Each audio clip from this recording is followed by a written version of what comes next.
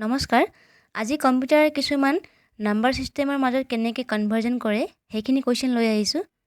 চাওঁ প্ৰথমত এইটো ডেচিমেল টু বাইনেৰী। এইটো চোৱা কেনেকৈ কৰা যায়, মই এক্সাম্পল দি কিনে বুজাবলৈ চেষ্টা কৰিছোঁ। চাই লোৱা। 4 3 এইটো বেছ বুলি কয় 10। ডেচিমেল আছেতো সেইকাৰণে বেছটো 10 হ'ব।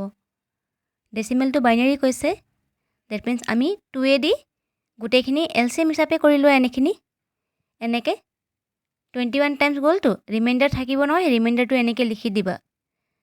ৰিমাইণ্ডাৰ 1 থাকিলে ডেচিমেলটো বাইনেৰী বুলি ক'লে সদায় 2 এনেকৈ এলচিএম কৰি ল'বা। তাৰপিছত 2 21 কৰিলে 2 10 20, ৰিমাইণ্ডাৰ 1 থাকিলে সেইবাবে এনেকৈ ছাইডত লিখি যাবা। যদি কমপ্লিটলি ডিভাইড যায় তেতিয়া ৰিমাইণ্ডাৰ 0 হ'ব। তো ইয়াৰ কাৰণে 0 হ'ল, 2 5 10, ৰিমাইণ্ডাৰ 0। এতিয়া 5টো চাওঁ, 2 2 4, ৰিমাইণ্ডাৰ 1। এতিয়া এই 2টো এতিয়া আকৌ কৰিম 2 তো যেতিয়ালৈকে এনেকৈ গৈ থাকে তেতিয়ালৈকে তোমালোকে কৰি গৈ থাকিবা। হ'ল, এনেকৈ পালোঁ। এতিয়া তোমালোকে চোৱা কেনেকৈ লিখা যায়। বটম টু টপ এনেকৈ যাবা, লিখা ছিষ্টেমটো চাই লোৱা। তো এতিয়া 1 0, এইটো 1, এই 0টো বহালোঁ আকৌ। তাৰপিছত এই দুটা 1 আছে সেইটো এনেকৈ বহাই দিবা। একেবাৰে তলৰ পিনৰ পৰা ওপৰলৈকে যাবা আৰু এই বেছটো লিখিবা 2। যিহেতু ডেচিমেলটো বাইনেৰী কৈছে সেইকাৰণে 2 লিখিলোঁ। Next binary to decimal. এতিয়া অলপ আগত কৰি গৈছিলোঁ সেইটো তাৰ ওলোটা হ'ব। এইটো বাইনেৰী টু ডেচিমেল ক'লে আমি কি কৰিব লাগে চাই লোৱা। প্ৰথমতে এক্সাম্পল ল'লোঁ মই, 2 লগত মাল্টিপ্লাই কৰি কৰি গৈ থাকিম। এইটো 1 0 1 1 এইখিনি 2 লগত মাল্টিপ্লাই কৰিম। 2 লগত পাৱাৰ থাকিব, 2 লিখিবা এনেকৈ। তাৰপিছত পাৱাৰটো চাই লোৱা, এই গোটেইটো কাউণ্টিং কৰি কিনে 4টা পালোঁ, তো তাতকৈ 1 কম কি হ'ব 3, তেনেকৈ লিখিবা। সদায় 1 কম লিখিবা পাৱাৰটো। এতিয়া এই নেক্সট 1টোৰ লগত আকৌ 2 মাল্টিপ্লাই গ'ল, 2 লগত চোৱা এতিয়া 3 আছিলে, এতিয়া 2 লিখিবা পাৱাৰ। এনেকৈ কমি কমি গৈ থাকিব, 2 পাৱাৰ এনেকৈ কমি কমি গৈ থাকিব। এতিয়া 0 লগত 2 মাল্টিপ্লাই কৰিলা, এতিয়া কমিলে কি হ'ব, ইয়াত 1 হ'ব। এই 1ৰ লগত আকৌ 2 মাল্টিপ্লাই কৰিবা, এনেকৈ ছেপাৰেটকৈ মাল্টিপ্লাই কৰি কৰি গৈ থাকিবা। এতিয়া 0 হ'ব পাৱাৰ। চোৱা 3 2 1 0, পাৱাৰখিনি এনেকৈ আছে। এতিয়া এইখিনি মাল্টিপ্লাই কৰা, 2 3 বাৰ মাল্টিপ্লাই কৰিলে 8 ওলাব। 2 স্কুৱাৰটো 4 হ'ব। 0ৰ লগত যিকোনো মাল্টিপ্লাই হ'লে সেইটো 0ই হ'ব। আৰু ইয়াত চোৱা পাৱাৰ 0 থাকিলে সদায় কি হ'ব, তাৰ ভেলু 1 বুজায়।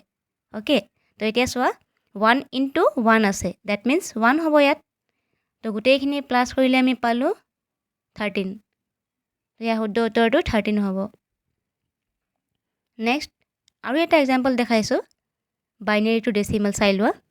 এতিয়া ডেচিমেল মাজতে আছে, চোৱা এইটো কেনেকৈ কৰিম। এই পইণ্টৰ আগৰ নাম্বাৰখিনি যি আছে সেইখিনি গোটেই কাউণ্টিং কৰি কিনে 4টা পাইছোঁ নাই, তাতকৈ 1 কম কি হ'ব 3 হ'ব। তো সেনেকৈ কৰি যাবা, এনেকৈ প্লাছ কৰি কিনে তাৰপিছত 2 পাৱাৰ কমি কমি গৈ থাকিব। চোৱা 1 কম হৈ গৈ থাকিব। 0ৰ লগত 2 মাল্টিপ্লাই কৰি পাৱাৰটো 1 হ'ব। চোৱা কমি কমি গৈ আছে 2 পাৱাৰটো, এনেকৈ কমি কমি গৈ থাকিব। এতিয়া 1 লগত 2 পাৱাৰ মাল্টিপ্লাই, এতিয়া 0 হ'ব পাৱাৰটো। পইণ্ট আছে, পইণ্টৰ পাছৰখিনি নাম্বাৰখিনি চোৱা কেনেকৈ লিখা যাব। 1 লিখিলাতো এইটো ইনটু, এতিয়া ফ্ৰেকশ্যনত লিখিব লাগিব 1/2 টু দি পাৱাৰ 1। ঠিক আছে, এইটো পইণ্টৰ পাছৰখিনি সদায় ফ্ৰেকশ্যনত লিখিবা এনেকৈ। প্লাছ নেক্সটটো কি আছে, 0 ইনটু 1/2 টু দি পাৱাৰ 2। এনেকৈ 1/2 to the power 2, 1/2 to the power 3, 1/2 to the power 4 এনেকৈ গৈ থাকিব। এতিয়াতো আমাৰ দুটা ডিজিট আছে ন পইণ্টৰ পাছৰ, সেইকাৰণে দুটা লিখিলোঁ আমি। এইখিনি এতিয়া ছল্ভ কৰা এনেকৈ। 0ৰ লগত যিকোনো মাল্টিপ্লাই হ'লে কি হ'ব, 0 হ'ব। এইটো পাৱাৰ 0 হৈছে মানে কি আমি বুজিছোঁ 1, ডেট মিনছ 1 ইনটু 1 1 হ'ব। এতিয়া চোৱা ইয়াত এইটো কি হৈছে একচুৱেলি 1 ইনটু 1 1/2, ডেট মিনছ চোৱা 1 ইনটু 1 1/2 হয় নাই। 2 টু দি পাৱাৰ 1 মানে কি হ'ব 2 হ'ব ভাঙিলে। আৰু এই 0ৰ লগত যিকোনো মাল্টিপ্লাই হ'লে আমি কি বুজোঁ 0 হ'ব। এইখিনি ছল্ভ কৰিব নালাগে, ডাইৰেক্ট 0 লিখিবা। এতিয়া চোৱা এই 8 4 কিমান হ'ব প্লাছ কৰিলে 13। 8 4 1 প্লাছ কৰিলে 13 পালোঁ দেই। তাৰপিছত এই 1/2 ছাইডত এনেকৈ ডিভাইড কৰি ল'বা, 2 দি 1ক ডিভাইড কৰিলে ডেচিমেলত পাবা 0.5 পাবা এনেকৈ। তাৰপিছত এইখিনি সলভ কৰি পিনে আমি পাম 13.5 এনেকৈ ডেচিমেল থকাখিনি এনেকৈ কৰিবা। নেক্সট এইটো কেনেকৈ লিখা যায় চিষ্টেমটো চাই লোৱা লাষ্টত, সেইটোৱে কুৱেশ্যন হয়। চোৱা আনচাৰটো একেবাৰে লাষ্টত কেনেকৈ লিখিব লাগে। বাইনেৰীটো ডেচিমেল হয় যিহেতু বেছটো বাইনেৰী লিখিলেও এইটো কুৱেশ্যনত আছিলে। এতিয়া আনচাৰটো কেনেকৈ লিখা হ'ব চোৱা, এইটো এনেকৈ লিখিবা, বাইনেৰীটো ডেচিমেল এনেকৈ বনাই দিবা। নেক্সট বাইনেৰীটো অক্টেল, এক্সাম্পল চাই লোৱা। এইখিনি বাইনেৰী আছে 2 দিলোঁ, অক্টেল মানে 8 হ'ব হয় নাই, অক্টেল মানে 8। এতিয়া কুৱেশ্যন মাৰ্কটো যি আছে এইটো আমি উলিয়াব লাগিব। তাৰ কাৰণে চোৱাচোন ৰাইট ছাইডত কি আছে, অলপ সৰু টেবুল আছে, একেবাৰে ইজি এইখিনি টেবুল। চোৱা হ'ল, এইখিনি কিবা এটা ভেলু আছে, যেনেকৈ 0000001 1 হ'ব, 0102 হ'ব, সেনেকৈ। তো বাইনেৰীটো অক্টেল চোৱা কেনেকৈ চোৱা যায়, তিনিটা কৰি কিনে চাবা, তিনিটা কৰি কিনে ভাগ ভাগ কৰিলে গ্ৰুপ বনাবা। ৰাইট ছাইডৰ পৰা বনোৱা যায় একচুৱেলি এইটো দেই গ্ৰুপটো। তাৰপিছত গোটেইখিনি ভেলু চাই লোৱা, টেবুলত মিলাই লোৱা। 100 কিমান আছে, 4 আছে। হ'ল, এইখিনি এতিয়া আমি আনচাৰ পাই গ'লোঁ, 664 হ'ব। কিন্তু বনাই কিনে লিখি দিছোঁ, চোৱা কেনেকৈ লিখা যায়। কুৱেশ্যনত যি আছে সেইটো লিখিলাতো, ইকুৱেল টু এই কুৱেশ্যন মাৰ্কৰ ঠাইত কি হ'ব, 664 হ'ব। চোৱা কুৱেশ্যন মাৰ্কৰ ঠাইত আমি কি পালোঁ, 664। এতিয়া 8টো এনেকৈ লিখি দিবা, বেছখিনি এনেকৈ লিখি দিলে ভাল। এতিয়া অক্টেলটো বাইনেৰী, অলপ আগত যি শিকিলোঁ তাৰ ওলোটা হ'ল। এইখিনি অক্টেল মানে 8, বাইনেৰী মানে 2, সেইটোৱে বুজাইছোঁ।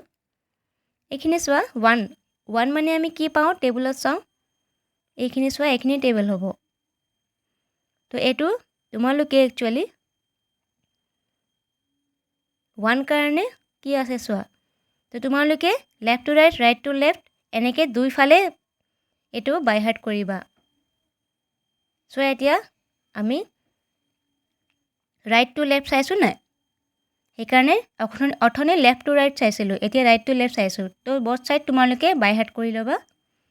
তো 1 কাৰণে ভেলু পালোঁ 001, 0 কাৰণে হ'ব 000, 3 কাৰণে হ'ব 011, 4 কাৰণে টেবুলত চাই ল'বা তোমালোকে, 4 কাৰণে 100, পইণ্টৰ ঠাইত পইণ্ট বহাবা এনেকৈ। 5 কাৰণে ভেলু কি আছে চোৱা, 101। এইখিনি পালোঁ, এইটোৱে হ'ব ফাইনেল আনচাৰ। তো ইয়াৰ ব্ৰেকেট লগাই কিনে এই কুৱেশ্যন মাৰ্ক ঠাইত এইটো পালোঁ, আৰু তলত বেছটো 2 আছে যে সেইটো লগাই দিবা। নেক্সট বাইনেৰীটো হেক্সাডেচিমেল, এক্সাম্পল চাই লোৱা। এইখিনি আছে, কুৱেশ্যন মাৰ্কৰ ঠাইত আমি ভেলু উলিয়াব লাগিব। বাইনেৰীটো 2 আৰু হেক্সাডেচিমেলটো 16 বুজাইছে বেছখিনি। এতিয়া মই সৰু এটা তোমালোকক টিপছ দিছোঁ, চাই লোৱা ছাইডত। বাইনেৰীটো অক্টেল বুলি ক'লে 3 ডিজিট আমি ল'ম গ্ৰুপত, আৰু বাইনেৰীটো হেক্সাডেচিমেল হ'লে 4 ডিজিটকৈ ল'ম। এইটো মনত ৰাখিবা, এইটো মই সেইকাৰণে ছাইডত লিখি দিছোঁ। অথনি বাইনেৰীটো অক্টেল আছিলে, তো আমি 3 ডিজিটকৈ লৈছিলোঁ। এতিয়া বাইনেৰীটো হেক্সা আছে, তো 4 ডিজিটকৈ ল'ম। হ'ল, তো চোৱা এতিয়া ৰাইট ছাইডৰ পৰা ল'ম। আমি সদায় গ্ৰুপিংটো আমি ৰাইট ছাইডৰ পৰা কৰিম, চাৰিটা কৰি যাবা। হ'ল এইখিনি। এতিয়া চোৱা কি থাকিলে লাষ্টত, 2টা 1 থাকিলে, তো আমি এইটো 4টা কৰি ল'ব লাগিব নিজে। 4টা কৰিব ল'ব লাগিলে কি কৰিব লাগিব, আমি এক্সট্ৰাকৈ 0 এড কৰিবা এনেকৈ। তো 4টা হৈ গ'ল। তো এনেকৈ যিখিনি ছিংগল হৈ থাকে, তো 4টা গ্ৰুপত তোমালোকে বনাব হ'লে এক্সট্ৰাকৈ 0 লগাই দিবা। এতিয়া এইখিনি ভেলু চোৱা, টেবুলত চোৱা গোটেইখিনি ভেলু আছে। 0011 কি আছে চোৱা, 00, বাইনেৰীটো হেক্সা, 4টা থাকিব, আৰু বাইনেৰীটো অক্টেল 3টা থাকিব, এইটো মনত ৰাখিবা। এতিয়া চোৱা 0011 কি হ'ব, 3, তো ইয়াৰ ভেলু আমি 3 পালোঁ। 1101 চাওঁ, 1101 এইটো চোৱা, ডি আছে, এই ABCD লেটাৰ আৰু নাম্বাৰ এই গোটেইকেইটা একচুৱেলি বাইনেৰী টু হেক্সা হয়। মই তলত নুজুৰিলে সেইকাৰণে আকৌ ডাবল বক্স বনালোঁ। নেক্সট 011 011 ভেলু কি হ'ব চাওঁ। এইটো চোৱা 7 লিখিলোঁ। 1011 এইটো কি হ'ব B হ'ব। তো B এনেকৈ বহাই দিবা। আনচাৰ ওলাই গ'ল একচুৱেলি 3D7B হ'ব আনচাৰ। তো লিখা ছিষ্টেমটো চাই লোৱা।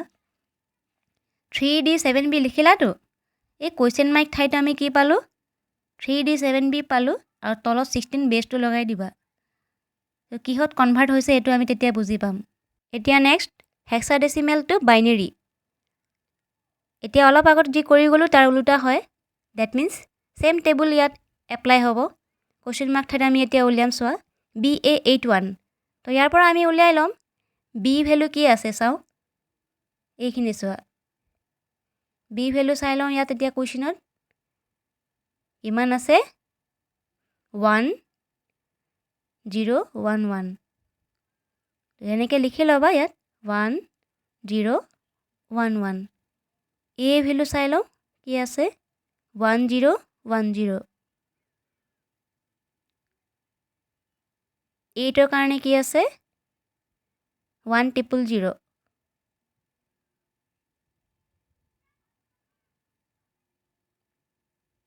1ৰ কাৰণে কি হ'ব 0001 00001। আনচাৰ ওলাই গ'ল। এইটোৱে হ'ব আনচাৰ। কিন্তু এইটো কেনেকৈ লিখিব লাগিব এইটো বেছটো লগাব পাহৰি নাযাবা। তো তোমালোকে তেতিয়া গম পাবা যে এইটো বাইনেৰীলৈ কনভাৰ্ট হৈছে বুলি। অক্টেল টু ডেচিমেল এতিয়া চোৱা অক্টেল টু ডেচিমেল কেনেকৈ কৰা যায় এক্সাম্পল চাই লোৱা।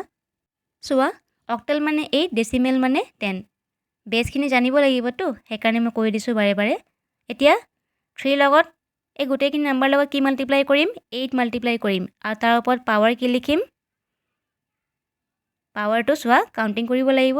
ডেচিমেল আগত নাম্বাৰখিনি কিমান আছে 3টা আছে। ডেট মিনছ তাতকৈ 1 কম ডেট মিনছ 2 হ'ব। এইখিনি এনেকৈ লিখিব লাগিব দেই। এতিয়া আকৌ 2ৰ লগত 8 মাল্টিপ্লাই হ'ব আৰু পাৱাৰ 2 আছে ডেট মিনছ তাতকৈ কমি কমি যাব। এতিয়া পাৱাৰখিনি সদায় কমি কমি যাব। 7 লগত 8 মাল্টিপ্লাই হ'ব আকৌ পাৱাৰ কমিলে কি হ'ব 0। তাৰপিছত পইণ্টৰ পাছৰখিনিতে সদায় ফ্ৰেকশ্যনত লিখা হয়। ডেট মিনছ 1/4 লগত মাল্টিপ্লাই হৈ কিনে 1 কিমান হ'ব 8 লিখিছোঁ নহয় এতিয়া 8 হ'ব। অথনি 2 লিখিছিলোঁ এতিয়া 8ৰ পাৱাৰ কিমান হ'ব 1। প্ৰথম নাম্বাৰ হয়তো সেইকাৰণে 1। ছেকেণ্ড ডাবল ডিজিট হোৱা হ'লে পইণ্টৰ পাছত তো 1/8^2 হ'ল হয়। এতিয়া এইখিনি ছল্ভ কৰা। এইখিনি এনেকৈ পাম। তাৰপিছত এইটো 7 × 8^0 মানে 1 হ'ব। That means 1 × 7 7 plus 4 × 1 divide by 8। That means এইটো 4/8 আছে। 4/8 থাকিলে কেঞ্চেল কৰিবা 4 × 1 = 4 4 × 2 = 8 হ'ল। তো 1/2 পালোঁ 1/2 লিখিবা। 64 × 3 কিমান হ'ব 192 আৰু 16 আৰু 7টো লগতে প্লাছ কৰি দিয়া ইয়াত কিমান হ'ব এইটো 23। 1/2 ছাইডত ডিভাইড কৰি কিনে উলিয়াই দিয়া ডেচিমেলত 1টো ডিভাইড নাযায় সেইকাৰণে পইণ্ট লগাই কিনে 0 10 বনালোঁ। তাৰপিছত 5 দি গ'ল 0.5 পালোঁ। এইখিনি এতিয়া প্লাছ কৰি কিনে যি আনচাৰ পাবা সেইটোৱে হ'ব final. 215.5 is the correct answer. এইটো এতিয়া কি হ'লে কনভাৰ্ট হৈছে সেইটোতো আমি বেছ লগালেহে গম পাম। সেইকাৰণে বেছটো লগাই দিয়া তেতিয়াহে কাৰেক্ট হ'ব দেই। Next decimal to octal. এতিয়া এইটো চাবা এইটো কেনেকৈ কৰা যায়। এইটো অলপ তোমালোকে ধ্যান দিব লাগিব ভালকৈ। বাকীখিনিতো একেবাৰে ইজি আছিলে। এই নাম্বাৰ যি আছে যে সেইটো তোমালোকে 8 ডিভাইড কৰি ল'বা।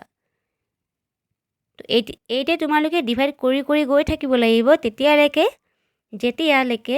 কুৱেশ্যনটো ইয়াত আমাৰ কুৱেশ্যন আৰু ৰিমাইণ্ডাৰ ইম্পৰ্টেণ্ট হয় দেই। কুৱেশ্যন যেতিয়ালৈকে 8তকৈ কম নাহে তেতিয়ালৈকে আমি কৰি যাব লাগিব এইটো ডিভাইড। চাই লোৱা তোমালোকে আৰু ভালকৈ বুজি পাবা।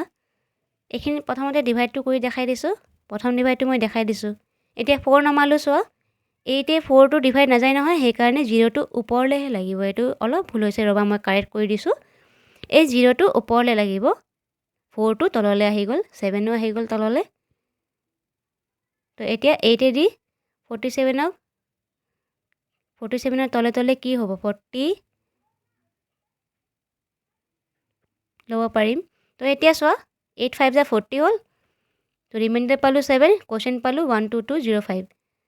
তো এইটো লিখা চিষ্টেমটো চাই লোৱা। আনচাৰ ফাৰ্ষ্ট ষ্টেপ, এইটো আনচাৰ হয় 97647 ডিভাইড বাই 8 হ'ল। এনেকৈ লিখিলোঁ।